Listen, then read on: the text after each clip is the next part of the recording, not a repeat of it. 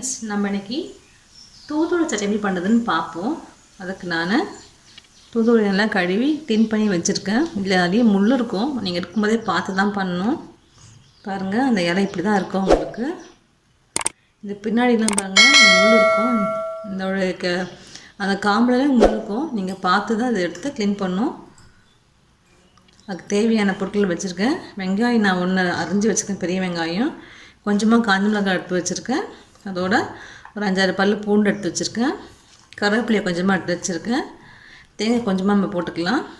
Okay, கடலைப்பருப்பு 1 spoon எடுத்து வச்சுருக்கேன். நம்ம எப்படி பண்ணுறதுன்னு பார்க்கலாம். நம்ம எண்ணெய் ஊற்றிக்கலாம்.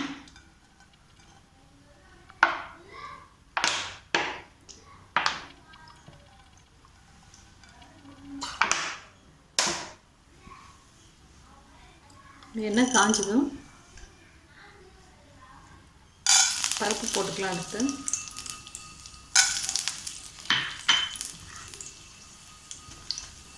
மிளகாயும் போட்டுக்கலாம்.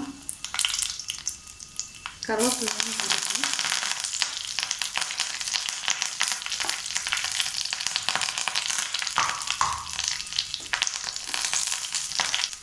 வெங்காயமும் போட்டுக்கலாம்.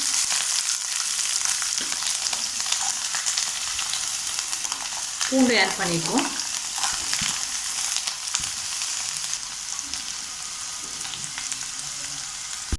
இது நல்லா வதங்கட்டாது. வதங்கக்கப்புறம் நம்ம கீரையை ஆட் பண்ணிக்கலாம்.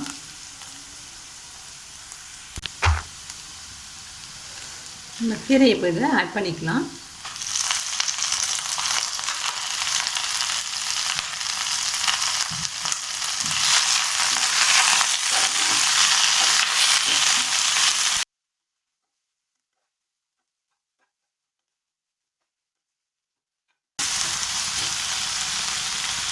பாருங்கள், கீரை வதங்கினோட எவ்வளோ கம்மியாகிடுச்சு பாருங்கள். நம்ம தேங்காய் ஆட் பண்ணிக்கலாம்.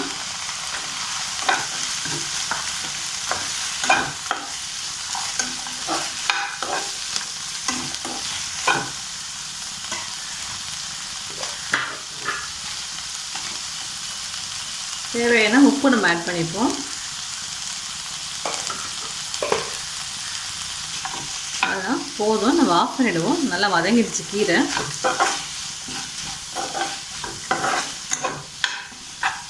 நம்ம ஸ்டவ் ஆஃப் பண்ணிக்கலாம். கொஞ்ச நேரம் ஆறட்டும். ஆறதுக்கப்புறம் நம்ம அரைச்சி எடுத்துக்கலாம். சட்னி அரைச்சிட்டோம். இப்படியே கூட சாப்பிடலாம். நம்ம இதை தாளிச்சும் போட்டுக்கலாம். நம்ம தாளிச்சிக்கலாம். அதை எண்ணெய் ஊற்றியாச்சு. எண்ணெய் காஞ்சதும் நம்ம கடுகு போட்டுக்கலாம். கொஞ்சமாக கருவேப்பிலை கொஞ்சமாக போட்டுக்கலாம்.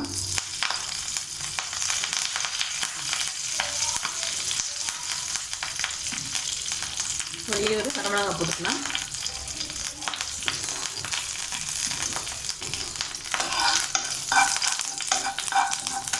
நம்ம இதை சட்னியில் போட்டுக்கலாம். அடுத்து நம்ம தாளித்து இதில் போட்டாச்சு. நம்ம சட்னி ரெடி ஆகிடுச்சு.